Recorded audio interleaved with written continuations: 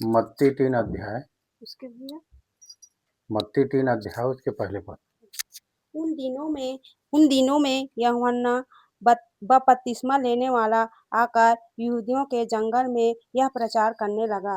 है ना, उन दिनों में यूहन्ना बपतिस्मा देने वाला यहूदिया के जंगल में आकर यह प्रचार करने लगा कि मन फिराओ, क्योंकि क्योंकि स्वर्ग का राज्य निकट आ गया है। पता है रूपा, नए नियम को जब पढ़ोगे तो यूहन्ना शुरू किया प्रचार को, ठीक है, और अलग ढंग से शुरू किया। पुराने नियम में जब भी पढ़ोगे ना तो मन पर जोर देते थे। पुराने नियम में अक्सर मन पर जोर देते थे, पर नए नियम में ना यूहन्ना सीधा बोला मन फिराओ। पुराने नियम में भटकने वाले मन के, भरमाने वाले मन के बोलते थे, ये जो भौसक्ता लोग होते थे, नबी लोग होते थे। पर जब नए नियम में जब बात आया तो यूहन्ना यहाँ से सीधा बोला मन फिराओ, क्योंकि स्वर्ग का राज्य निकट आया है ना। तो उस समय यूहन्ना बपतिस्मा देने वाला यहूदिया के जंगल में, है ना, पुकार कर कहने लगा मन फिराओ, क्योंकि स्वर्ग का राज्य निकट आया। यूहन्ना का नाम ही बपतिस्मा देने वाला है, ठीक है। यूहन्ना का नाम क्या है? बपतिस्मा देने वाला। ये यूहन्ना कौन था? आप इसको पढ़ोगे ना, ठीक है, आप इसको पढ़ना, किसको? तो लूका को पढ़ना, तो आपको समझ में आएगा ये बात, है ना। लूका 1-2 अध्याय को पढ़ना तो आपको समझ में आ जाएगा कि यूहन्ना जकरिया का बेटा था। यूहन्ना की माँ का नाम क्या था? इलिस, है ना, इलिशिबा।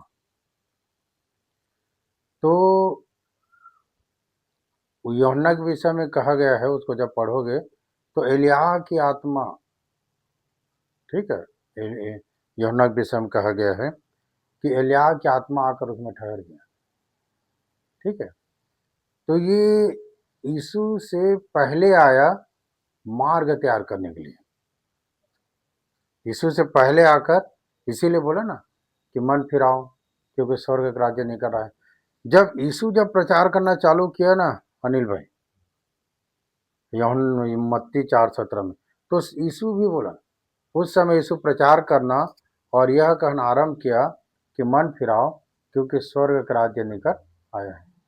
जो बात यूहन्ना बोला वही बात यीशु बोला, और फिर उसके बाद उसके चेले लोग बोले, और ये बात हम लोग भी बोलते हैं, मन फिराओ, क्योंकि स्वर्ग का राज्य निकट आया।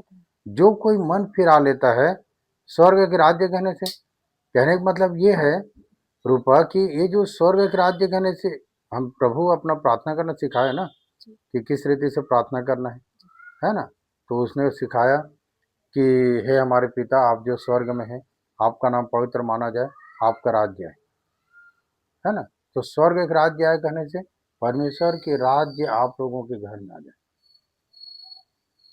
परमेश्वर के राज्य आपके घर में आ गया मतलब आप वचन के अनुसार चलते हो, आप वचन के अनुसार बोलते हो, वचन के अनुसार सोचते हो, है ना, वचन के अनुसार अपना जीवन यापन करते हो। जो जो वचन में लिखा है उसके अनुसार आप जीने के प्रयास करते हैं, उस वचन के अनुसार, ठीक है। तो वो वचन के अनुसार जब आप करने लगते हैं तब आपके घर में परमेश्वर का राज्य आ गया, परमेश्वर का काम आपके घर में शुरू हो। आप परमेश्वर के वचन को पढ़ते तक पढ़े, उसके बाद भूल गए नहीं। आप पढ़ो और भूलो मत, उसके अनुसार आप अपना दिनचर्या बिताओ कि परमेश्वर का वचन क्या, तब परमेश्वर का राज्य आपके घर में आएगा। और ये बात यीशु बोला, और ये बात यूहन्ना यहाँ पर बोल रहा है कि यहूदिया के जंगल में पुकार कर कह रहा है कि मन फिराओ, क्योंकि स्वर्ग का राज्य निकट आया है। जब आप मन फिराओगे तभी उसके राज्य को आप नजदीक में पाओगे, है ना। तो उसके राज्य कैसे होगा कि उसकी इच्छा आपके घर में चले। अगर आप पति पत्नी अगर कुछ बात में अगर चर्चा करते हैं या किसी विषय में यदि आप बात करते हैं तो आप ये बोल सकते हो कि ठीक है, आप अच्छा बोल रहे हैं, ये बात मुझे भी अच्छा लगा, आपके और हम दोनों की सहमत है। पर इस विषय में परमेश्वर क्या कहता है अपने वचन में? मालूम है इस विषय में परमेश्वर अपने वचन में क्या कहते हैं? अगर ये सब बातें यदि आप ध्यान करते हो तो आप समझ जाओ कि परमेश्वर की इच्छा के अनुसार चलने वाले, है ना? कई लोग क्या करते हैं, पूरे लोग क्या करते हैं, दुआ किए, काम करने लग जाते हैं और काम करने के बाद में धन्यवाद देते हैं। नहीं, अगर आप काम करते हो तो आप उस वचन को देखो कि उस वचन के अनुसार काम है कि नहीं। काम तो बहुत सारे, परमेश्वर के राज्य का काम है, परमेश्वर के काम है, परमेश्वर की दृष्टि में भले काम है, पर संसार का भी काम है, बुराई है ना? लोग संसार में भी काम करके जीते हैं और अच्छा पैसा कमा लेते हैं, पर हम प्रभु में रह के प्रभु की इच्छा के अनुसार जीते हैं। हालांकि पैसा नहीं मिलता है, पर वो आनंद और शांति हमारे जीवन में बना रहता है। हमेशा इस बात को याद रखना, ठीक है? तो यूहन्ना जिस बात को बोल रहा था, यहूदिया के जंगल में पुकार कर कि मन फिराओ, क्योंकि स्वर्ग का राज्य निकट आया है।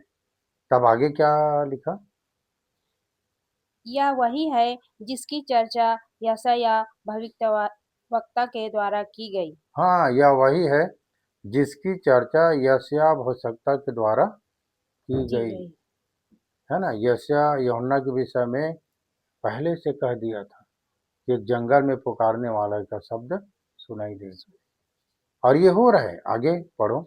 जंगल में ये पुकारने वाला का शब्द हो रहा है हम्म। कि प्रभु का मार्ग तैयार करो, हाँ, उसकी प्रभु सड़कें का सीधी मार्ग करो, तैयार करो और उसके सड़कें सीधी करो। सीधी करो।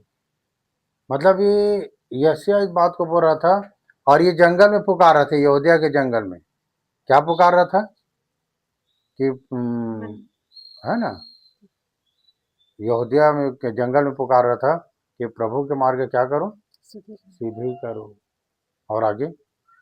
यह यूहन्ना यह यूहन्ना ऊँट के रोम का वस्त्र पहने था हम्म। और अपनी कमर में चमड़े का कटिबंध बांधे हुए था।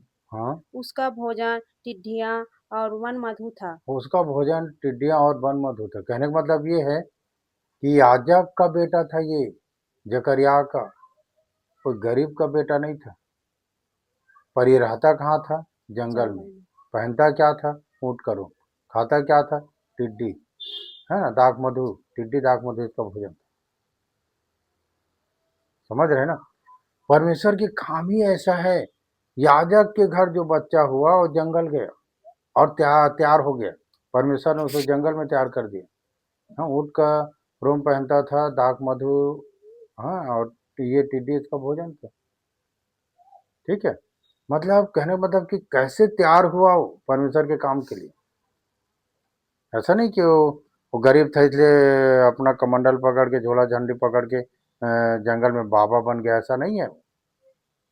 ऐसा नहीं है। परमेश्वर के काम ही ऐसे कि किसी हर मनुष्य की, जिसकी जिसकी पृथ्वी में जन्म हुआ है, हर एक मनुष्य का कुछ न कुछ काम है जिसको करना है, जो परमेश्वर के ओर से ठहराए गए। पर जब हम यहाँ आते हैं संसार में तो हम अपनी इच्छा के अनुसार करने लग जाते हैं। परमेश्वर की इच्छा के अनुसार नहीं करते, हम अपनी इच्छा के अनुसार करने लग जाते हैं। इसीलिए हम धोखा खाते हैं। ये समझो कि परमेश्वर हमारे जीवन में क्या ठहराया है, क्या करने में हमको अच्छा लगता है। हाँ, जकरिया का बेटा कहाँ चला गया? जंगल में चला गया और वहां पुकार रहे इस बात को, है ना, कि प्रभु के मार्ग सीधी करो, है ना, जी, उसकी सड़कें सीधी करो। सीधी करो। तब आगे? तब यरूशलेम और सारे यहूदियों और यरदन के आसपास के सब स्थानों के लोगों उसके पास निकल आए। लिखा यरूशलेम, हाँ, यहूदिया और सब स्थानों के लोग उसके पास निकल आए और उन्होंने अपने अपने पापों को मानकर यरदन नदी में उनसे बपतिस्मा लिया। हाँ, उन्होंने अपने अपने पापों को मानकर यरदन नदी में उससे बपतिस्मा लिया, है ना, अपने अपने उसने बोला ना, मन फिराओ। और जब इन्होंने मन फिराया तो अपने अपने पापों को मान लिए और मान कर यरदन नदी में क्या लेने लग गए? बपतिस्मा। बपतिस्मा लेने लग गए। तब आगे? जब उसने बहुत से फरीसियों और सदूकियों को बपतिस्मा के लिए अपने पास आते देखा तो उनसे कहा, हे सांप के बच्चों, तुम्हें किसने जता दिया कि आने वाला क्रोध से भागो। हाँ, उन्होंने शास्त्रियों सदूकियों को बपतिस्मा लेने के लिए अपनी ओर आते हुए देखा, तब उसने डांट कर कहा कि हे सांप के बच्चों, तुम्हें किसने जता दिया कि आने वाले क्रोध से भागो। भागो। कहने का मतलब ये कि वो आगे बोला कि मन फिराव के योग्य फल लाओ। मन फिरा नहीं है, उसके योग्य हम हुए नहीं है, ठीक है, पर जान इतना गए हैं कि बिना बपतिस्मा लिए उद्धार नहीं है, तो बपतिस्मा लेने आएंगे। तब उनको बोला कि हे सांप के बच्चों, तुम्हें किसने जता दिया कि आने वाले क्रोध से भागो। आने वाला क्रोध क्या है मालूम है? जब प्रभु आएगा अपने दिन में तो उसका क्रोध प्रकट होगा कि जब हम उसके दृष्टि में धर्मी नहीं हैं, खरे नहीं हैं, उसके वचन को अनुसार नहीं चले हैं, तो क्या होगा कि उस दिन हमको आग में भस्म करेगा, जला देगा। तो ये लोग सब जान जाते हैं ना, तो मन से जान जाते हैं, अपने से बूझ लेते हैं, समझ लेते हैं, नहीं ले लेते हैं बपतिस्मा। अरे नहीं लूंगा तो क्या होगा, मेरा बड़ा मुश्किल हो जाएगा। ले रहे हैं तो मैं भी लेता हूँ। नहीं, आपको अपना तैयारी करना है अंतरात्मा से, है ना? क्योंकि पतरस ने कहा था चेलों को, क्या कहा था? अपने अपने पापों को मानकर प्रभु यीशु मसीह के नाम से बपतिस्मा ले, ठीक है, तो पवित्र आत्मा का दान पाओ। तो कब बोला था? सुनने वालों के हृदय छिद गया था, तब बोले थे, है ना? पूछे कि हम क्या करें, तब बोले कि अपने अपने पापों को मानकर प्रभु यीशु मसीह के नाम से बपतिस्मा ले, हाँ, तो पवित्र आत्मा का दान पाएगा। क्योंकि ये उसका सिस्टम है, बिना जाने बिना समझे सुन के ले रहे हैं, अपने से समझ के ले रहे हैं, अपना मन लगा के ले रहे हैं। ये धोखा है। कायल नहीं हुआ, हृदय नहीं छूदा, समझे में नहीं आया, ये समझ में आना चाहिए। और ये काम सबसे पहले यीशु से यूहन्ना करने लग गया। उसके बाद में यीशु आया और इस काम का अंजाम दिया, सही सही लोगों को सिखाया। उसके बाद अपने चेलों को सब बातें बताकर चला गया। और उसके बाद उसके चेले लोग करते हैं, समझ में नहीं आता तो उनके लिए मत्ती, मरकुस, लूका, यूहन्ना है गॉस्पल, ये जो सुसमाचार है। आप इसको पढ़ो, देखो कि कैसे हमको जानना है, कैसे हमको समझना है, और कैसे हमको चलना है, और कैसे लोगों को बताना है। ये इसमें लिखा है, अपने से नहीं। जिस दिन आप समझोगे उस दिन आप कायल हो जाओगे, आपके हृदय छिद जाएगा, और उसके बाद पूछने लग जाओगे कि हे भाइयों, हम क्या करें। ठीक है, तो इन्हीं बातों पर आप लोग ध्यान कीजिएगा। हम लोग दुआ करें।